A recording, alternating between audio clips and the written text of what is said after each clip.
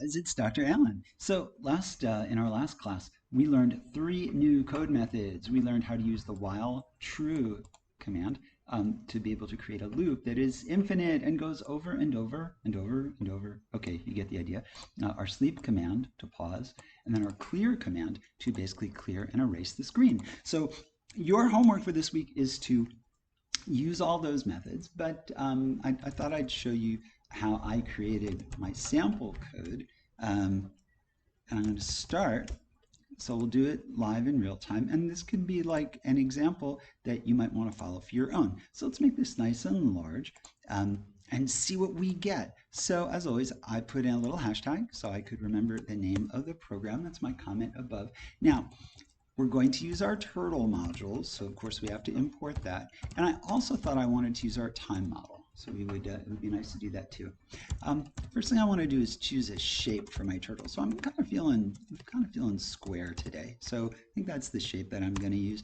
And I like this thing to move quickly, so I am going to import. Let's see, I'm going to set my turtle.speed to 10, which is, yeah, it's kind of fast.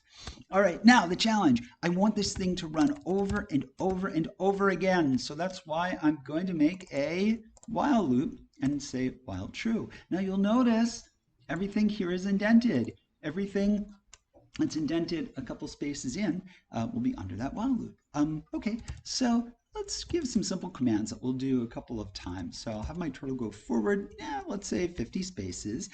And then I would like to leave a nice little stamp just to say, hey, folks, I was here. And that'll leave a picture of our square. Hey, let's actually see what that looks like. Ooh, wow. Okay, so there's a lot of those. I think we should stop. Our turtle is running off the screen. So maybe it would be nice if we could get our turtle also to turn right and just kind of keep hanging around. So let's see. I'm going to have my turtle turn right, and I'm going to turn right by 95 degrees. Now let's see what that does.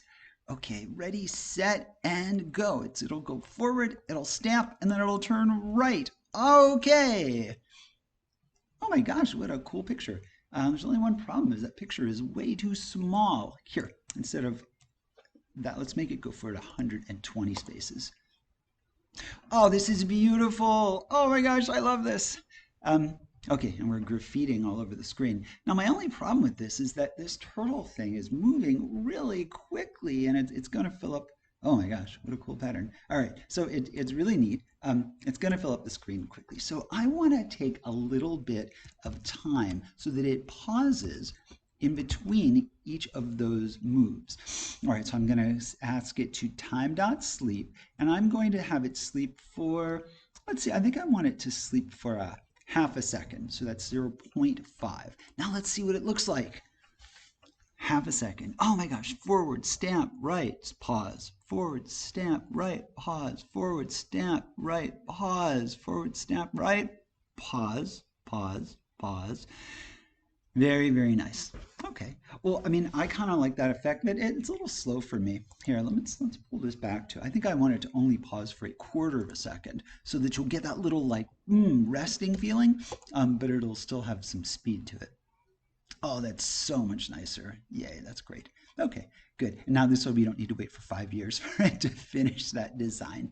Okay, all right, good. So the one other command that we can add here if we want to have our turtle create a different effect is our turtle.clear command. So I'm going to start by, oh, I have to let this finish running.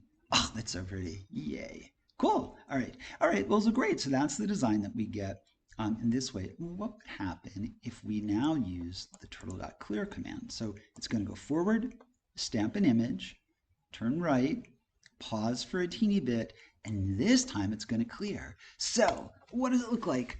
Oh my gosh, it looks like shooting stars or comets or something. Okay, neat, neat.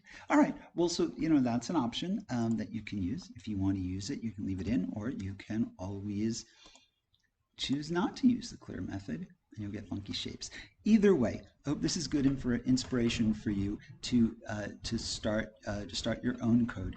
The code sample that I gave you is really simple, and as always, I want you to play with it, use the methods that we learned, and above all, have fun. Enjoy your coding.